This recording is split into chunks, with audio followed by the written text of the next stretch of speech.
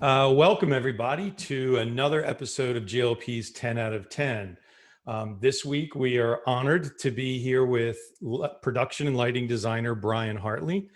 Bryan's credits read like a phone book, as you can see from the background behind him. But, you're talking artists such as Kiss, Motley Crue, a 30-year career with Megadeth, Anthrax, Velvet Revolver, and what Bryan's probably best known for is 20 plus years now with Trans Siberian Orchestra, TSO. He was Joan Jett's lighting designer for a decade as well. So welcome, Bryan. Nice to be here, buddy. How are you? I'm very well, man. Very well. All right. So getting right to it. So what was your first show as a designer? My first show as a designer has to almost have to be when I had my own band. When I was about 17, 18 years old, I had my own band. And that's kind of how I got started in all this with the music and everything. And with that, I put together the sound system, but I also put together the lighting system. And I went out and bought me about 40 par cans.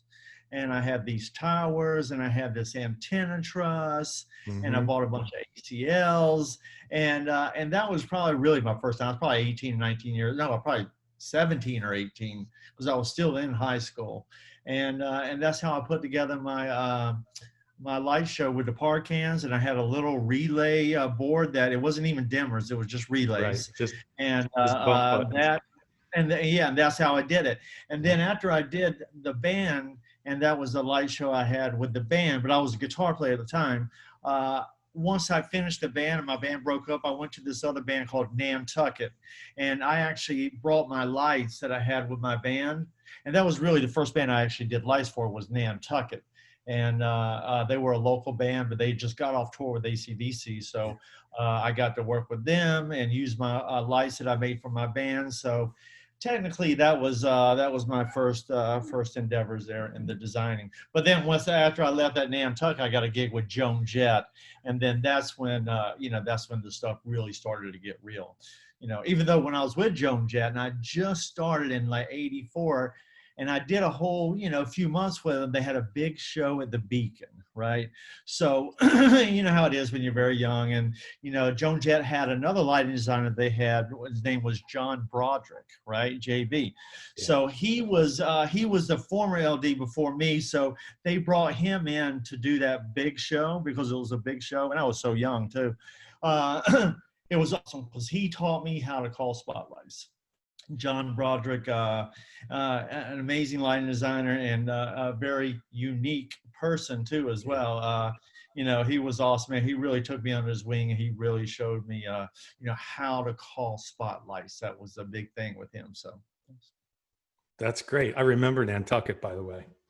Oh, do you really? Oh, wow. Yeah, absolutely. Yeah. Absolutely. So that's cool. That's a great story. JB's awesome.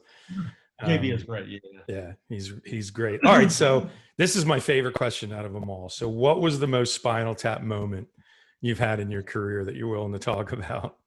Well, it's probably I was thinking about that. It'd probably be one of my Kiss tours, when I worked with Kiss for a couple years before they put the makeup back on. When they put the makeup back on, it was all different there. And that's when Gene flew up to the top of the rafters and stuff like that. And so we had just got started with the reunion tour. And we played Madison Square Garden probably 3 weeks into the tour, and that's when Gene flew up on the platform. He was doing that. It was all good. And I was going, okay, I had these strobe lights going on, goes all the way up to the top, lands on the top. And I had the spotlights. Hey, what spotlights? Where you are? Where are you? Where are you? They're going, we can't hit them. The speakers are in the way. And it was like, holy shit. And about that time, Gene goes, light, like that. And then I flipped all the icons. I flipped them all up and shot them right up in the strut into the ceiling. And that was a bit tricky, and that never happened again, because then after that we kind of figured out, oh, wait a second, you know what? We need to check the spotlights for that position every single day, because all the things are kind of different. The buildings are different. Sure. But that's that. And then another one I had was Rob Zombie. That guy would never have any white light, right? So he hated white light. So I had a mirror ball that spun that we put white light on, which was fine, but it stopped one night. It didn't move. So it was just sitting there in white with the lights, beams coming out. And he yelled at me from the stage about that. And I was like, wow, okay, no problem. He yelled at me for having a yellow spotlight when he told me I could use a yellow spotlight. And this has been going on for 2 months already. And then after he yelled at me on stage, then he usually comes out into the audience with a big old flashlight, and he comes down the side of the arena. I said, you know what? I wonder if he's going to come up here or not. And sure enough, as soon as I looked to the side and I saw him coming right for me, man. He came right up on the riser, shined the light right in my face. I'm like, dude, what the fuck are you doing? Who do you think this is? Poison or Bon Jovi?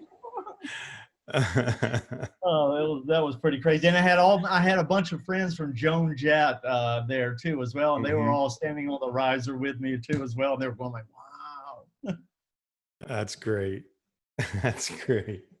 So, you know, in your very long career, what's the best advice that anybody's ever given you, either professionally or personally?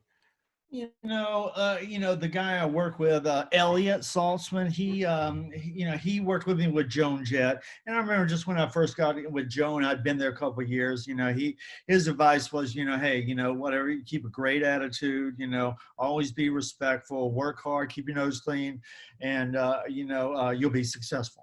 And which is pretty much true. I've lasted this long in the industry with him as well too, because Elliot was working with me with Joan Jett, and he also does Trans Siberian Orchestra. We've done that the whole time together too as well. So he gave me that bit of advice when I was with Joan Jett, but we spent the last since '84 pretty much together. I spent more Christmases and Thanksgiving with Elliot than I have anybody else in the world. There you go. That's a good run. So professionally, what's your proudest achievement? I think my proudest achievement is, I think it's twofold. I think one is my proudest achievement is being able to work with these bands that I grew up listening to, Kiss, Motley Crue, Aerosmith, Lenny Kravitz, working with those bands who I was a big fan of. I love that music and everything. Right. So that's one of my coolest things, is to be able to work with a band that I grew up really liking their music. So I think that's a big achievement for me there. And obviously TSO. I mean, TSO is a monumental kind of a unique thing that just doesn't come around that often. You know what? I feel very lucky to have TSO and be able to do what I do, the freedom that I have to design this thing, which is pretty awesome. So that's kind of my proudest achievements, if you will, there. That's great. That's awesome. What do you do in your downtime when you're not on tour? I live in Nevada, so we got a lot of nice hiking out here. I do a lot of hiking. I go out Lake Mead, I try to hit the gym as much as I can, as we all get older, we kind of, we don't have much of a choice, but to do that, what I mean? So that, and we got, like I said, we got Lake Mead out here. I go out there and rent boats all the time and stuff like that. And I really like Red Rocks. The hiking out here is beautiful. We have great scenery out here. So that is gorgeous out there. And, my work is really considered, not necessarily a job, but another hobby, if you will. That's something I enjoy doing a lot. Cool. Very cool. What's the best venue you've ever worked in? One of the best venues I like is, I love Mohegan Sun in Connecticut.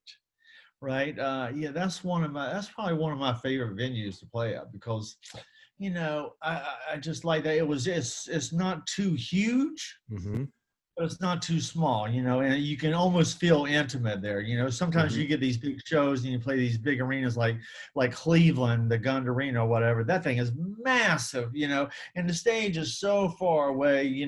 I like to be a little bit closer to the stage, you know, so I can kind of little feed off the band a little bit, you know. But the Mohegan Sun's a good one. There's another great venue out there that we just started playing, is the Little Caesars Arena in Detroit.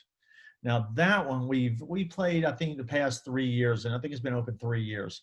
But that one's amazing with the ribbon boards around the top. They got a whole LED ceiling that I tap into then when I go in there with TSO, and they let me put whatever content I want Oh, up that's there, great. and really have control of the ceiling and they got 2 ribbon boards that go around there. So Little Caesars in Detroit's a nice one, because I just read something where they just imploded the Palace in Auburn Hills. Uh-huh. So that's what replaced it. Got it. I did some Cool. of the first shows, and then I did some of the first shows in the Palace with Joan Jett and Robert Plant.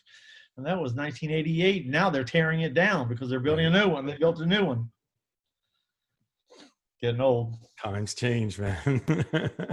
All right. So being such a huge fan of music, of rock and roll, in this time of quarantine, what's the one album or artist that you couldn't be without? You know, it's not necessarily about the artist or the song per se. For me, what it is my cable TV reggae station, right? And Okay. that just kind of that just vibes me out, you know. And I got a speaker that goes out to my pool out there back, so it's nice to be able to have. I play the reggae station all the time because it's very soothing and all that stuff, you know. Occasionally I'll flip on the rock station and everything, but I like the reggae stuff. If you listen to reggae and can't have a smile on your face, something is really wrong. Right. You know, It's really makes you feel good. So that's cool. some of the So heavy metal makes you hate everything, want to beat everything up. you need to chill a bit. So if you could go back in time, what's the one bit of advice you'd give a teenage version of Bryan Hartley? You know, considering where I'm at right now in my career that I've had, you know, I think I would say just keep doing what you're doing. You know, keep pushing for your dream. You know, I think as with anybody or most anybody, you know, would say go back and say, hey, you know, obviously, you know, take care of your health better and save your money better. You know, that would be obviously 2 things I think that Mhm. anybody would say to themselves if they had the chance to go back to that. But as far as my career and everything, you know what? Just do what you did. You know, be respectful. You know, be professional, and there you go. And that'll take you places. Fantastic. Um, all right. So if you could sit down and have a cup of coffee with anybody, whether they're alive or dead, who would it be? Huh.